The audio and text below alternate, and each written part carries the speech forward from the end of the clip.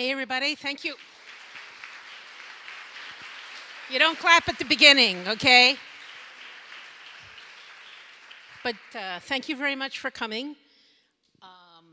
I know when you come to a festival like this, you get lots of ideas, maybe. You've heard different speakers who've convinced you maybe something can be different, and maybe you even want to take some of these ideas to where you work or your school, right? And, but you don't really know how to do it. How do you bring a new idea into an organization? So my goal is to share with you some of the things I've learned being a rebel, a heretic at the Central Intelligence Agency in my career. I retired in 2010, so a long time ago. And I'm going to give you these lessons through stories. So I'm going to tell you 5 or 6 stories of my career, of my experience, and hopefully each of those, or at least some of them, will resonate with you and be useful lessons for you. So that's it, and I hope to leave lots of time for questions, because questions are the best. So lesson 1. So I am not the artist, but I have a very dear friend who drew these for me.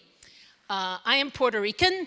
When I am in the United States, I ask in the audience if there are any Puerto Ricans. I don't see that there's any point, but still, are there any Puerto Ricans in here? Okay, has anyone visited Puerto Rico ever? Okay, there's a few hands, very nice, thank you. Thank you very much. Just comparison's sake, how many people have been to Cuba? Okay, oh, kind of the same number. Okay, good. So I was born in Puerto Rico. Spanish was my first language. My dad was a sergeant in the Army, and my dad also drank too much, so he was kind of an alcoholic. He and my mom would fight all the time. I mean, the police would come to our house. He would get physical. You know, it was difficult. And often they would fight. My mother was a very ambitious person, very career-oriented, had a lot of ambition for me. And often they would fight over me, because I wanted to go to college, and no one in the family had ever gone to college, yada, yada, yada, yada. And my father got this idea in his head that I thought I was too smart for him. And he used to like to call me, I don't know if this is a challenge for the translator or not, he used to like to call me a chicken shit lawyer. Does that somehow resonate? Yes, okay.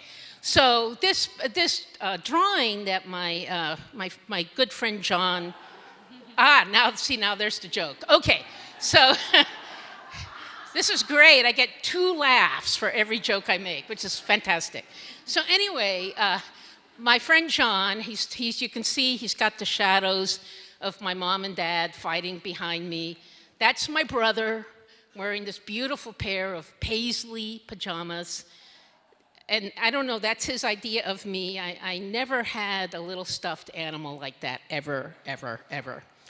And so by this time, I'm like in late in high school or early college.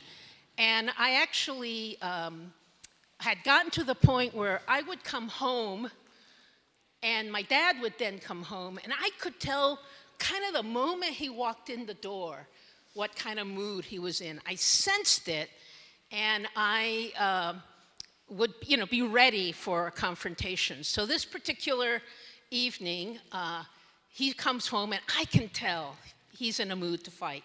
Sure enough, the fight begins.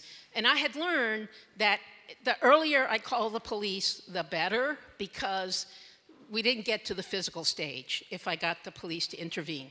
Sure enough, the police come, and they show up immediately. They calm down, and one of the policemen, my brother and I are standing at the door, and one of the policemen asks, "Can somebody here tell me what the problem is?" And my brother, who's 4 years younger than I am, steps forward and he goes, "I can, sir." And the policeman says, "Go ahead, what's the problem?" And my brother says, well, the problem, sir, is that my sister is an intellectual. That is absolutely true. And I looked at him like, you know, do you all know what the initials WTF stand for in English? Yes. So I was like, you know, and, you know, but it was an interesting kind of point of reflection. Well, many years later, maybe 6 or 7 years later, I'm in my first kind of real job. I'm an intern at the US Department of State. And it's late on a Friday afternoon, and the person I work for, he has a PhD in history. He's a lovely man. And, you know, we're sharing stories. And I tell him this story exactly. And he says to me, you know, I have a very similar experience. His parents were immigrants who came to the US, and so he's the first generation in his family to go to college. And my father and I would argue all the time, and very similar to what you're describing. And my boss says, but finally one day, I had a realization that if I was the one that was getting all the education, and I thought I was the smart one, well, then it was up to me to make sure that we have a productive conversation. Oops. So the translation kind of hides the lesson. But I don't know if there's a way you can move the translation to the bottom of the screen, but if not, I'll just tell you what it is, which is the first lesson is when you're trying to make change in an organization, you think you're the smart one, and then you think everybody else is stupid. I mean, you shouldn't think that anyway, but this is how our minds work. We think we're the smart ones, we have the brilliant idea, the other people are stupid, and yet we blame them for not having a good conversation with us. If we're so smart, we should be able to figure out how to have a productive conversation. So when you're trying to make change in an organization, that's lesson number one. All right, oh, by the way, that's my Twitter handle there on the screen, so if anybody wants to follow me on Instagram or Twitter or any other place, pretty much that's where you'll find me. So the second lesson. So I ended up working at the CIA. I was really interested. First, I thought I was going to become a lawyer, and then I started meeting law school students, and I just couldn't see me as a lawyer. This was not me. And the only other thing I was really interested in was the entire world. You know, all these cultures. I had lived all over as a kid, so it really interested me that there was so much variety in the world. So I went to Georgetown to get a master's in foreign service, and people ask me a lot, you know, they go, young kids will go, I really want to work at the CIA. And I tell them, you know, if you really want to work at the CIA, I'm not really sure why, but if you really want to work at the CIA, the best strategy is to go to a school that the CIA recruiter visits. And Georgetown in DC is a school that's almost like the first school that they visit. And I got hired, and I started my career at the CIA. And everything went really well, and there was a job that really suited me. I'm not really sure why. I was an analyst, so my job was to try to make sense of the world. And everything was going well until about the mid-1990s. And something was happening in the world in the middle 1990s that I was thinking, this is going to change the world in such a significant way, and I don't think the CIA is ready for it. Now, I often ask audiences to guess, and they often guess, you know, the end of the Cold War. That was happening too, but not really what I was focusing on. So what was just beginning to happen, like around 1995, that the internet, thank you, the internet was going to change the world. And the CIA, despite, you know, what you all conceptions you all may have, the CIA is essentially a knowledge organization were trying to make sense of the world. And I could tell right away that the internet was going to change everything for all knowledge organizations. So I started to tell people this. I started to say, we are going to have to figure out how to do our work in a digital world with this internet technology. We're going to have to really figure out how to do this. You know, we sort of, you know, our job is to tell policymakers what's going on in the world. But the way that we did it was, God bless you, the way that we did it was kind of like journalists. We did a newspaper every morning. And it was kind of stupid given this new technology that was occurring. So I'm out there and I'm telling everybody, the internet is going to be huge and you have to change. And I think I'm really smart and I really know what I'm talking about. And nothing. You know, we say in the US, crickets. You know, that means like there's no sound, you know, except crickets. Nobody's paying attention to me. And I'm thinking, God, what's going on? What's the problem? And I have to, you know, I'm embarrassed to say that I didn't really figure out what I was doing wrong until a few years later. But let me put it this way. When the internet started, what was the internet all about? What was everybody saying the internet was going to do? It was going to make information open, right? It was going to make the world transparent. It was going to be kumbaya. Do you guys use that word? All peace and happiness. There were going to be no more secrets. Okay, so what was the CIA about? None of that, right?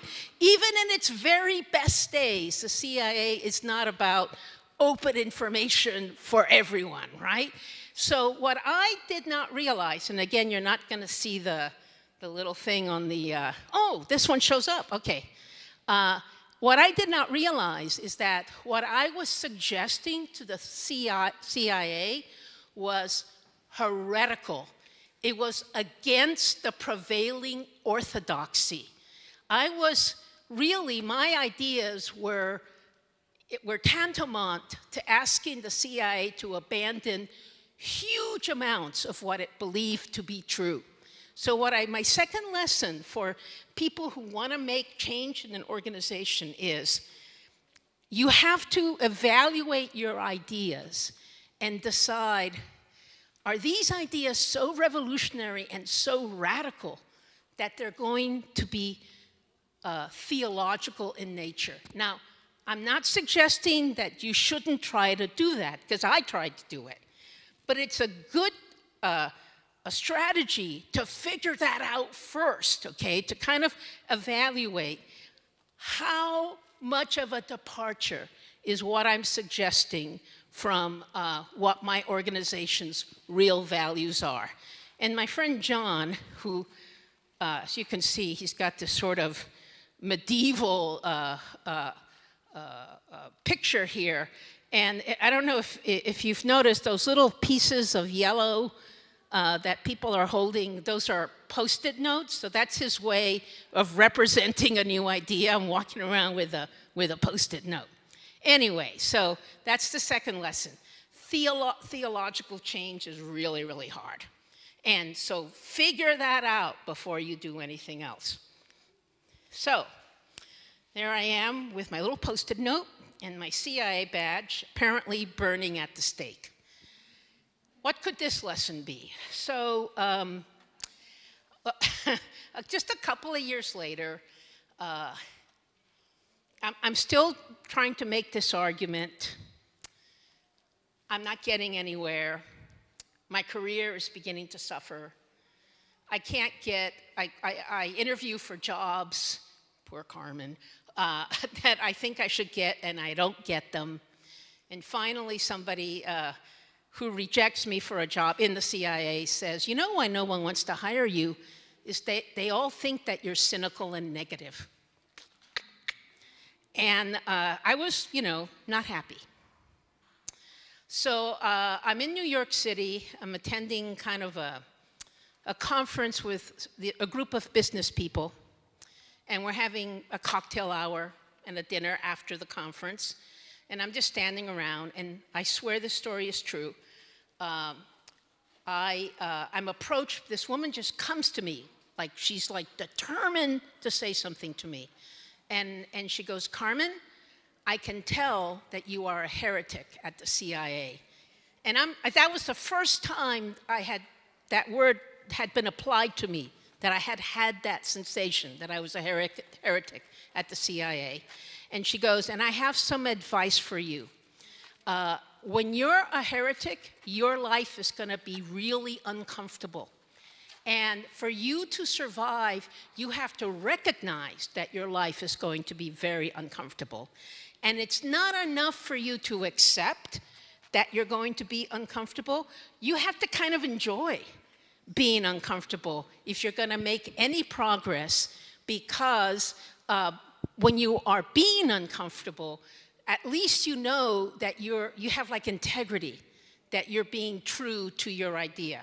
So the third lesson for people trying to make change and introduce new ideas to an organization is that you have to learn to be comfortable with being uncomfortable.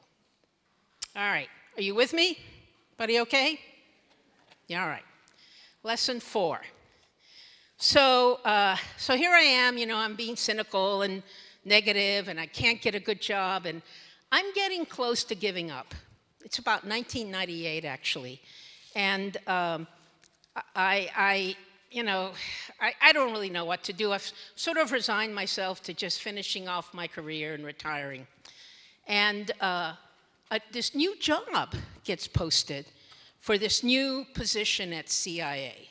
And I apologize, because this may sound a little obscure to you all. But so, remember how I told you that the way we provided information was pretty much like journalists?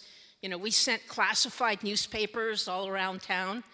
Well, it's very easy to make a copy of a piece of paper and then give it to a journalist. And that's what was happening to our deep, dark secrets, things that we thought were so secret. They were being shared with journalists. And so it was a really bad problem. And so they created a new position, an executive position, and that job was to fix the leaking of our secrets. That's not the kind of thing I like to do. That's not like my strength. That's real detail work. But in this long list of responsibilities for this new job in 1998, again, true, the very last responsibility was to explore digital technologies to see if they could be helpful in supporting our policymakers. And I went, that's it. This is my last chance. So I applied for the job. I was extremely lucky to partner with people who were my colleagues who were really good at details, and I wasn't. And I knew that for me to get the opportunity to do what I wanted to do with digital technologies, that I had to get the security part absolutely right. And that's what happened. I nailed, or we, because it was a group, we nailed the security issue, and we finally we had the credibility to go forward and explore digital technologies. Again, what I did not realize I was doing until afterwards was that I was approaching my idea through an adjacency. I think it's in there someplace. Yeah, it's totally hidden. So you see how that one tower has the banner that says adjacent, right? So when you have an important idea that you're trying to advance in an organization, and it is counter to what the organization deeply believes in, or quite revolutionary, it's really important for you to see if you can find a way to package your idea within the value structure of the organization. And the one thing that the CIA really cares about is security, right? And so I thought that there might be an opening for getting the CIA to embrace digital technologies if I could persuade them that digital technologies would be safer and more secure than sending paper all over Washington, D.C. And that's exactly what happened. So approach it through an adjacency. Find that area where your idea and the values of the organization overlap. So this is a lesson that I've learned in hindsight. This is not something that I actually practiced. You know, when I got this idea that it was all, you know, the internet was going to be huge and it was going to make a big difference, I thought I was brilliant. I thought I was the smartest person in the room. And I couldn't believe why all these other people didn't actually, you know, bow to my brilliance. And so I really wasn't focused on getting supporters. But what I've learned now from the last 20 years or so from talking to people who are change agents is that I strongly believe this, that when you have an idea for change, after you figure out whether it's theological or not, the next thing you need to do is gain and keep allies. Not just gain them, but keep them. Make your idea community property. Now, I was profiled in a book by Adam Grant, Originals, How Nonconformists Move the World. And in that book, he talks about the narcissism of ideas. There's a really good chapter there, where sometimes people will have a common goal. They all believe in the same goal, but they argue about tactics. And they actually become bitter enemies, even though they have the same goal, but they disagree on tactics and how to do it. The reason why I bring this up is when you're trying to gain allies and keep them, you know, it's important that they not fall off the back of the bus because you're going too quickly, right?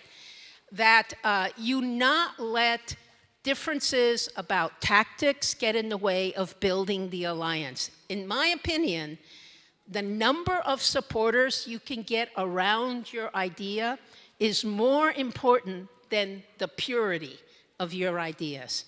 So sacrifice some of what you think is really important, or, you know, or moderately important, and if you have to trade that for getting more supporters.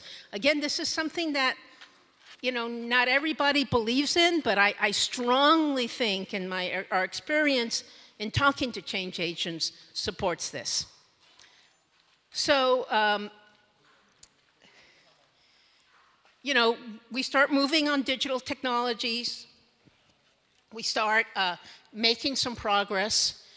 And I'm sure all of you are familiar with PDF files, right?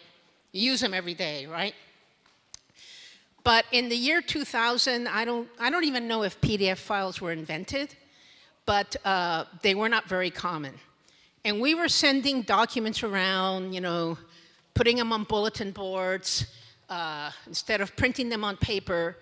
But what we were doing was just attaching Word documents. And you know what a Word document contains? It contains the revision history in it. So maybe we decided that this secret was something that Captain Thomas in China or on an aircraft carrier, that we didn't want him to see it, that he wasn't cleared for it. So we would take it out of the Microsoft Word document. But if Captain Thomas knew how to manipulate a Microsoft Word document, he could find the secret. So one day, security darkens my door, and you never want that. And they say, Carmen, you have a problem. You can't be doing what you're doing. And this was, you know, when you're advancing a new idea, any little mistake can just destroy any progress that you're trying to make. So I thought, God, I gotta find a solution. So I went to this woman, she's the one in the blonde hair, called Hope, and that was her real name, Hope. And I had not ever really, because remember, I wasn't I wasn't doing a good job of attracting supporters. I had not really talked to her too much. I thought she was kind of a boring bureaucrat, and you know, I just didn't engage her. But you know what Hope was? She was the expert on document handling. She knew everything there was to know about how to handle documents, how Microsoft Word worked. She knew everything. And I went to her and I said, I got this huge problem. And she goes, I know how to fix it. And much to my surprise, not only did she have an idea for fixing that problem, she had lots of suggestions, practical suggestions for how to move forward with what I wanted to do. So if you're a change agent, you know, you live in this place of lofty ideas, right? And sometimes you ignore practicalities, and you don't want to deal with the bureaucrats in the organization. But really, what you need to do, not run away from what I like to call the bureaucratic black belts, but you need to befriend them. Because they really know how the system works, some of them are going to be allies or at least neutral, and they're really going to help you advance the practicalities of your ideas.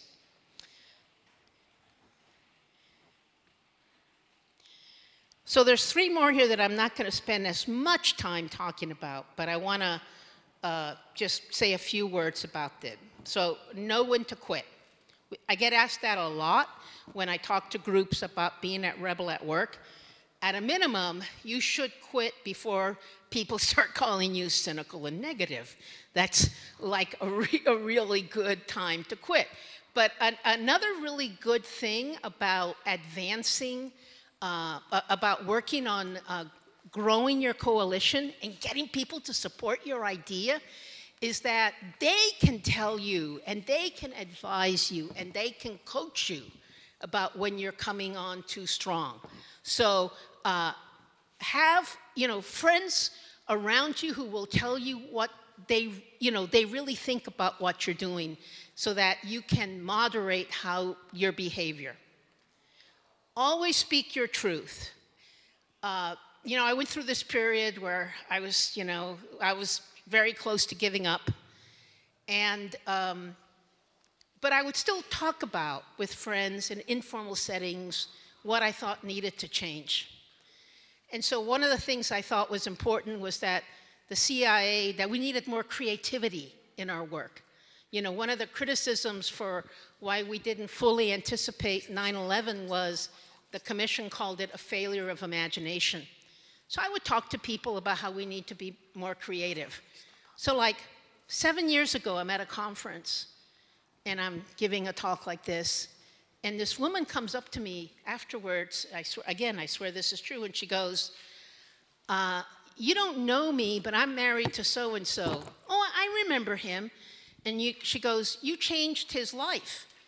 He heard you talk about the importance of creativity in the organization, and he decided that to get a master's in creativity, and now he teaches the creativity and analysis courses at the CIA.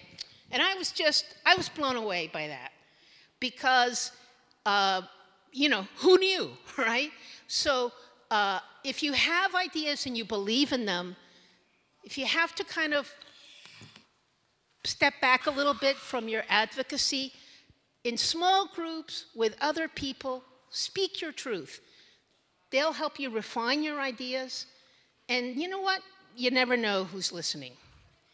And finally, it's really important for a change maker, a change agent, to have emotional intelligence.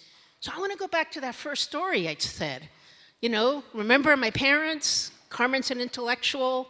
If you're the smartest person, you should know, you know, how to make sure that you have a productive conversation.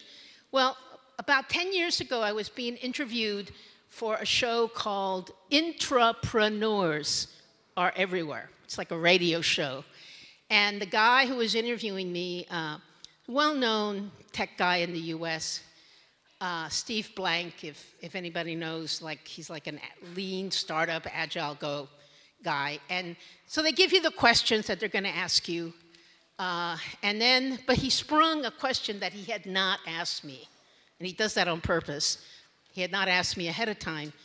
And he says, Carmen, tell me about your childhood. So I told him, like what I told you at the beginning. It was a very turbulent childhood, so forth, yada, yada. And he goes, aha, I knew it. And I go, well, what do you mean? He goes, well, I've interviewed hundreds of entrepreneurs and intrapreneurs. And according to him, the overwhelming majority had difficult childhoods. Steve Jobs famously was adopted, as I recall the story. And his theory was that when you have a difficult childhood, you either sink or swim. You either develop emotional intelligence. Remember how I could kind of sense what my dad's mood was by the way he walked into the house? Or it kind of eats you up, right? One of those two things happen. Now, it's really interesting advice, but I don't know how to operationalize this because I don't recommend that all of you make sure that if you have children, that they have difficult lives, because that's not what I'm saying. But the idea that as we grow up and we learn lessons and we learn to deal with different kinds of people, that gives us capabilities that will be useful later on in life, I think that's a really strong idea. So let me put up a summary slide. These are all the things that we've been talking about, and part of why I put it up is if you want to take a picture of it, you can with your smartphone, but you don't have to if you don't want to. And the next slide is going to repeat these, and it's going to introduce some other ones that I'm not going to talk about, but if you all want me to talk about them, well, I'm not going to talk about all of them, but if you want me to talk about them, I will. So here it is again. So the ones on the left are the ones I've been talking about, and the ones on the right are just more stuff, lessons that I've learned, and I do want to highlight two of them because I think they're important and they come out of recent headlines. So you see at the top it says innovator or narcissist. And one of the kind of sad things that happens, and it's kind of unavoidable, is sometimes narcissists can hide and mask themselves in the language of innovation. And what made me think of this, and I just added this to my list in the last couple of weeks, but what made me think of it was that horrible accident with the submarine that was visiting the Titanic. And the man who was in charge of the company and died in the accident has been described by people as, brilliant and innovator, but not willing to listen to criticism and maybe a narcissist. So again, it's hard to operationalize this, but just be aware that not everyone that has great ideas is advancing them just because they think they're a great idea. Sometimes they're advancing them because they think they're the smartest person in the room and everybody should listen to them. And then the last one is the other one that I think represents a lesson that was highlighted by this submarine implosion, which is, remember, the status quo owns the measuring stick.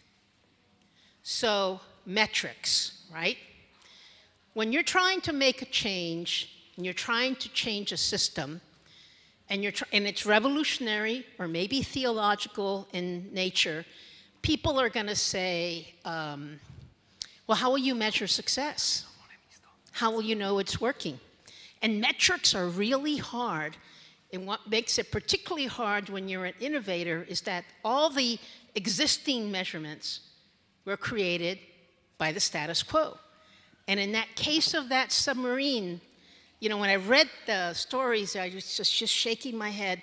In the case of that submarine accident, the CEO famously said that the reason why he did not want the regulators to certify his craft was that regulations could not keep up with innovation. And yeah, that is true, but there's a very fine line to be walked between innovation and ignoring sort of known rules for safety, for example. So the lesson here is when you're an innovator and you're arrogant and dismissive of the status quo's measuring stick, you're asking for trouble. What you have to do is come up with metrics that reflect your new ideas, but still somehow contain the essence of what the status quo has learned. And that's really, really hard. So we've got 25 minutes, because I'm a very fast talker. And I find that this is way more useful if people ask me questions. I already talked, oh, well, let me just go through the list very quickly. Tell stories.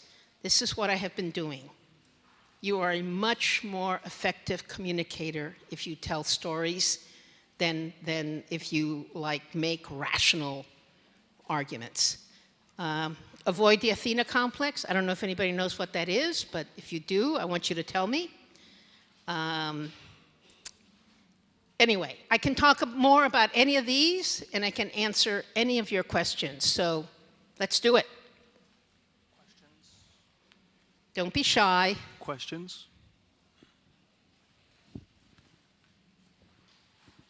Hi, thanks for the talk. Sorry, could you talk a little bit more about the avoid Athena complex? Because I'm not familiar with that at all. I would like to learn a bit more. Thanks. All right, so who knows the myth, the Greek myth of the birth of Athena? Who knows that? I know Czech education must be excellent. I know some of you know the origin story of Athena. Who knows it? Okay, there's someone who's raised their hand. So where's the microphone? There. I think that she's a daughter of Zeus, and basically he taught her out of her mind at some point. Yes, she's the daughter of Zeus. She emerges from the forehead of Zeus. What does she look like when she jumps out of the forehead of Zeus? Who knows? Who knows? What does she look like? Does she look like a baby when she jumps out of the forehead of Zeus? Huh? No, she's fully formed. Yeah, she emerges from the forehead of Zeus in her armor with her shield and her helmet on. You know, she's the goddess of wisdom, but also of war, which I don't get that. Right, so that's the origin story of the Athena complex. So there's like several sides to the Athena complex. When you're a rebel at work and you've got these ideas, oftentimes, I know I did, you feel like, oh, my proposal has to be perfect, and I have to get all the details right. Now, let me ask you this question. Did the status quo emerge fully formed from the forehead of Zeus? What we have today, no matter where we are, did it just spring up like, fully formed? Of course not. What we have today iterated over years, over decades, over centuries. But when you come up with an idea for something different, you place the expectation on yourself that you've got to get all the details straight, which is like impossible. And then the people in your organization, because they're not thinking straight, will also expect you to have all the details straight. So this is truly a trap. I should call it avoid the Athena trap. And a kind of a third element of this is the very best way to get someone to support your idea is to make your idea their idea, to give them some sense of ownership and feel like they have contributed directly to your idea. So you know, I don't want you to think I'm manipulative or that this is like a CIA game, but I kind of think it's a good idea when you present a proposal. Let's say you get a meeting and you're going to present a proposal, is to not make it complete on purpose, to leave like places open for people to go, oh, okay. You can say, you know, I'm not exactly sure how to do this. Does anybody have any ideas? Or if you're in a meeting and you're talking to someone, I'm sorry, if you're in a meeting and someone says to you, well, I don't have any idea how this is going to work in the summer when we're short-staffed. And instead of like pretending you know the answer, I think a better idea is to say, you know, what's your name? Alexa, I'm so glad you mentioned that. I've been wondering too how it's going to work in the summer when we're short-staffed. Do you have an idea? So kind of like invite them to contribute, because let me tell you, the person that criticizes your idea in a meeting cares more about the organization than the people that are saying nothing. So they are actually engaged enough to comment, right?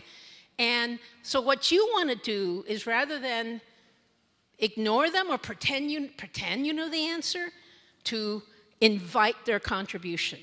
Because it's the first step in potentially turning an opponent to an ally for your ideas. So, you know, the Athena complex has, you know, I don't know, maybe I should feature it maybe in my talk, but I don't have a story about the Athena complex. So that's why I don't put it in there. But it's really hugely important. Making change in large organizations is an iterative process. It has a lot to do with the relationships that you're developing with people. And you know, you just have to feel your way through it sometimes. And pretending you know all the answers from the get-go is a really bad idea, although it might be satisfying for your ego. All right, so what else? Come on, let's go.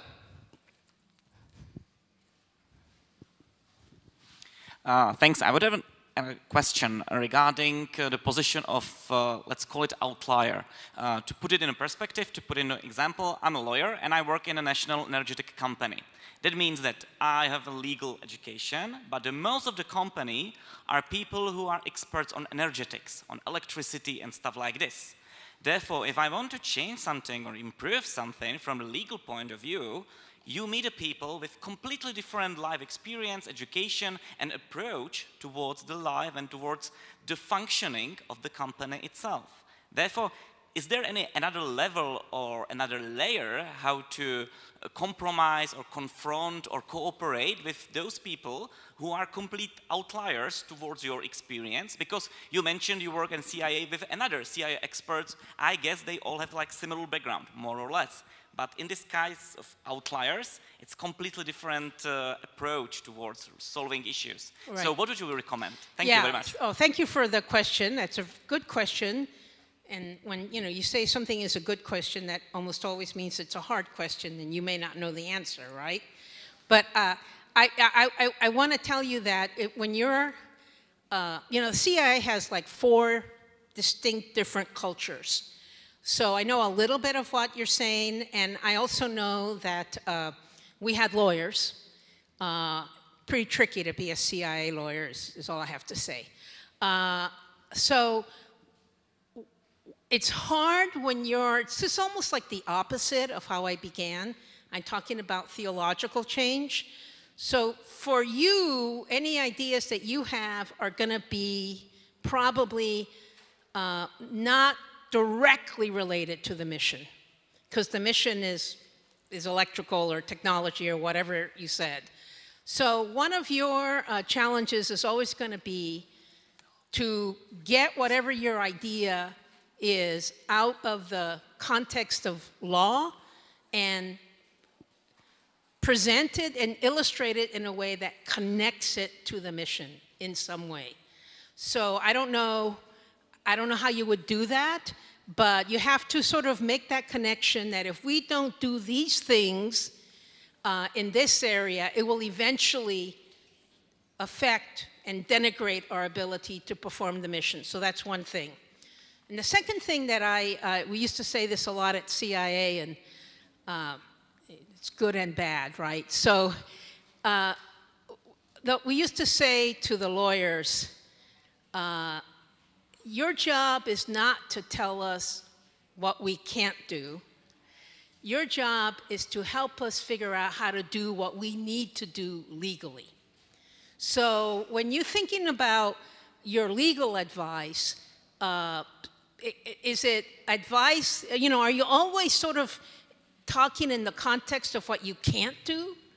And maybe what you should do is try to find ways to frame your advice so that it's opening opportunities for them rather than closing avenues. I don't know if any of those things helps. Uh-huh. Okay. They can do more, right. They're scared. Okay, so, and see, so, you know, when I say that one of the first thing you got to do is to figure out whether your idea is theological in nature, that's like shorthand for a much bigger thing, which is to understand what are the really important values of the organization. And if, you know, for example, a CIA value is not being scared. The CIA problem would be like the opposite. They're not scared enough, right? You know? And so you need to understand that, and then you kind of have to, you have to approach it from a more emotional, you have to sort of figure out what that emotional resonance is with your idea. Why is your idea scary to them or frightening? So, you know, there's logic, there's only so much you can do with logic, really. And that's kind of thing, a lesson that we all learn eventually, I think. I think you have a question.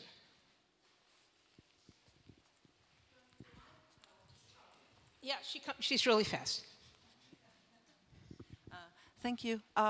The real change, I believe, always comes with the change of the mindset, the lasting change. According to your experience, how long does it take to really change? It's long, isn't it? Like years? Yeah, it takes so long to change a mindset, to change a theology. I mean, didn't Europe have the 100 Years' War as a result of the Reformation? Am I right? I mean, it's not my area of expertise, European history, but changing, you know, I like to say that organizations don't change. People change one by one inside an organization. And I like to say also that there's no such thing as bureaucracy. It doesn't really exist. We each decide to behave like a bureaucrat or not, right? The bureaucracy only emerges from our individual actions. So I think changing a mindset takes a really long time, and that's why I would point to that fifth thing: spend more energy or your time on practicalities. So I think this is a mistake that change agents often make, that they're always talking about their vision. They're always talking about how wonderful it's going to be when we reach this new way of working. And when you get right down to it, I bet you most people agree that your vision would be better. They would concede the point. What they don't know is, how the heck do we get there? What is the first step to take? What is the second step to take? And I'm bad at that. I'm not good at details. And what you need to do if you're a change agent, your number one and number two and number three ally need to be people that are really good with practicalities. Because, you know, it's like a chicken and the egg. What comes first? Does the mindset change, or do you actually start doing something a little differently, and then that leads people to go, oh, okay, I guess this will work.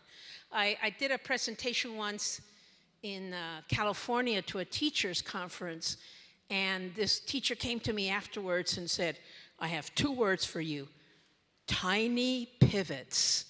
And that was her whole strategy, constantly looking really for the smallest next step you could take that nevertheless got you to where you wanted to go. So what's the smallest next step you can take? And that's often not attractive, particularly if you have a lot of ego involved, because you're looking for the big, the big move forward, right? So mindset, yeah, I think, I definitely think trying to change people's mindsets is not a good starting point. I think what you want to do is change people's experiences, and then they will change. Okay, what else? Any more questions? Hi, is it working? Yes. How to force people to finish the job, the project, for example, how to motivate them or push them to the finish, because in some point someone lost the motivation. Yeah, so which question should I ask them or something? It's going to always take you way longer than you think it's going to take you. This is very depressing, I know, but I talk with people who are still at CIA, and they'll say, well, we're still trying to do this. And I'll go, oh my God, it's been 15 years, you're still trying to do it? They go, yep, it's really slow. So, and I don't think you can force it.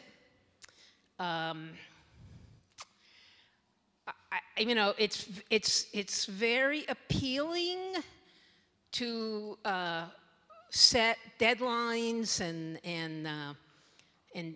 try to get people to work really quickly. But I think what you get from that is change exhaustion.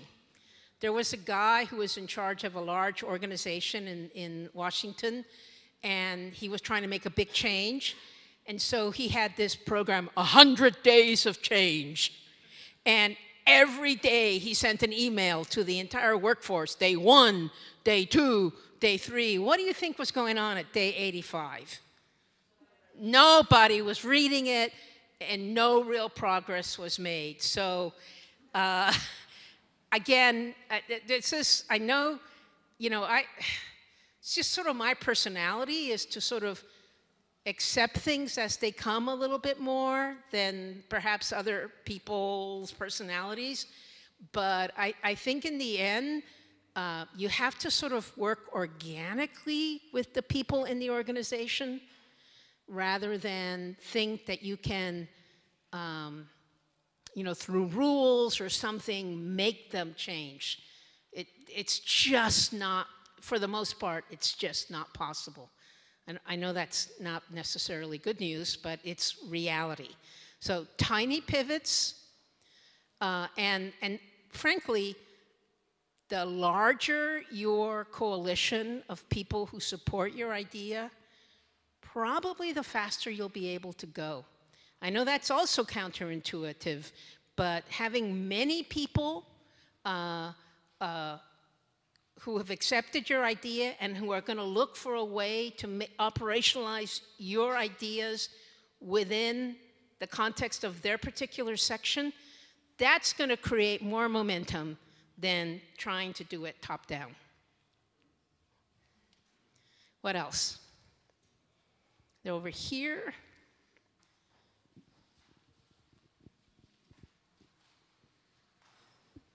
Thank you. So, good afternoon. Thank you for the talk. My question is quite simple, I would say. We're talking about the change we want to incorporate, and based on my understanding, I feel like we assume the change is beneficial.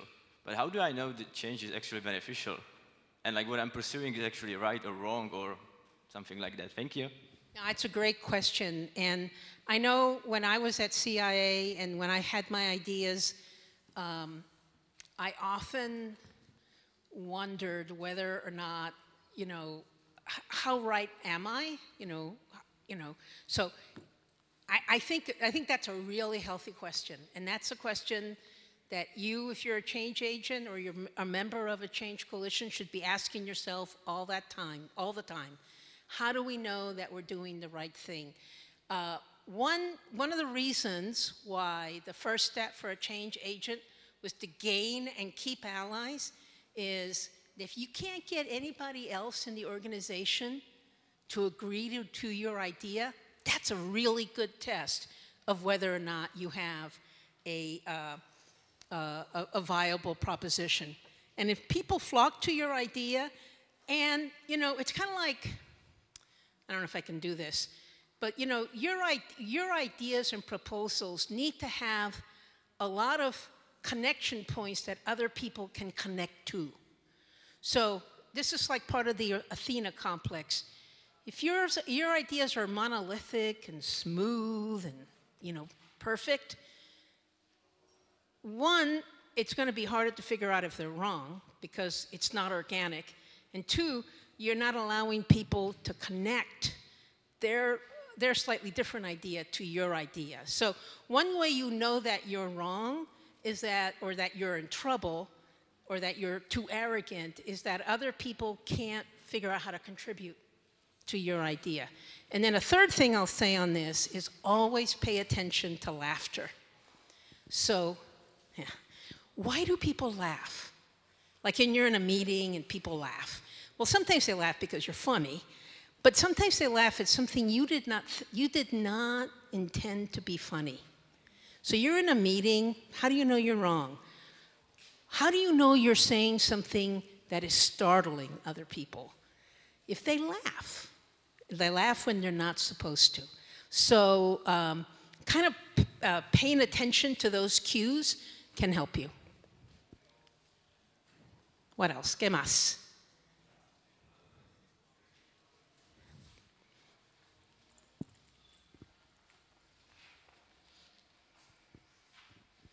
It was really fast. Petra, hi. Good afternoon. Well, the question is how to beat the bureaucratic beast in corporates, because I'm manager of IT guys, and if I would like to give them some higher band, which means basically higher salary, then you need to get, I think, like 3 ultimate approvals, which consist of sub-approvals, where guy on European level is the one who is giving the approval, but they are asking the Czech center leader for the explanation, what's the story behind, and guess what? Like it takes 9 months and you have talented person who simply leaves. Yeah, I know. So just first I want to highlight something here. Toward the bottom says, don't forget organizations value smoothness, right? So this is something, because your point has reminded me of this. This is something that the change agents forget, right? Is that why is an organization established? To deliver a value proposition at scale, right? We know how to do something really well, bless you, and we're going to deliver it to more people, so we're going to organize so that we're consistent. So if your goal is to be consistent, you want things always to be really smooth. So it's unavoidable that when you suggest that we can do something differently, maybe change pay scales, that even if it's the best idea in the world, they're going to go, oh, that's going to create a crunchiness for me. It's going to create non-smoothness, right? So always think about, how do I present this idea in a way that will seem the least disturbing to the organization? So that's just a general point. 2, bureaucratic black belts.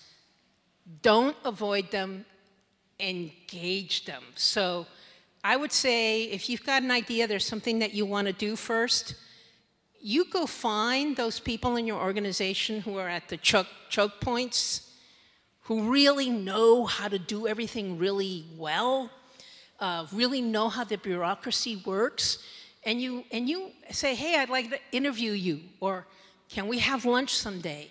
And you can, whatever it is your issue is, you can say, you can ask them, you know, I want to, you know, we're losing our people because we can't increase their compensation fast enough.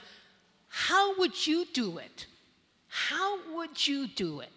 And another thing, and not all organizations have this, but there's a group of people in organizations that I call tugboat pilots. You know how if you're going down a river or entering a port, if you're a big ship, you need a little tugboat. I don't know what you call tugboats, but the little boats that guide them, right? And I find that most executives in organizations, they usually have someone that works for them who is the tugboat pilot, who knows, who manages their inbox and kind of knows how that person likes to work. So, you know, instead of going directly up the chain of command, or not instead, but before you go directly up the chain of command, maybe you can find a couple of the tugboat pilots and say, you know, I really think that we need to figure out a way to do salaries differently.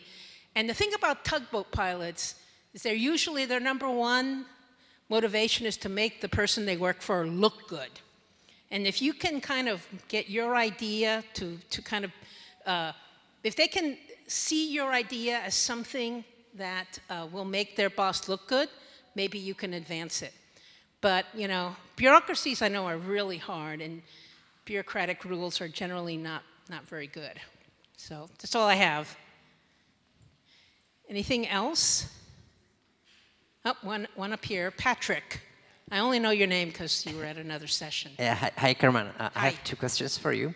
You worked in one of the best secret services in the world, like I think the Shin Bet and Mossad are one of the three top. I'm sorry, I can't hear you. Yeah, so my first question is, what do you think of aliens? What do I think of aliens? Uh-huh.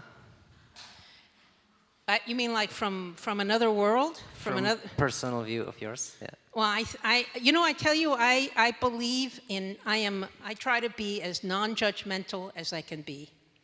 So I accept all ideas, and I accept all knowledge traditions, and I don't reject anything out of hand.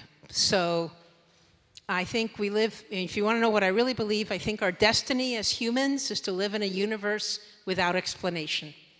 So there's nothing I'm going to say yes or no to.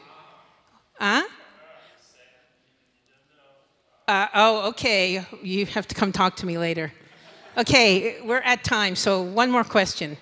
And second question, what do you think will be the influence of AI on society and economy? I'm sorry, you're holding your microphone too close. What do you think will be the impact of artificial intelligence? Oh, I think it's going to be huge. And I think, you know, thank you for saying that, because, I started my career as a change agent with the internet.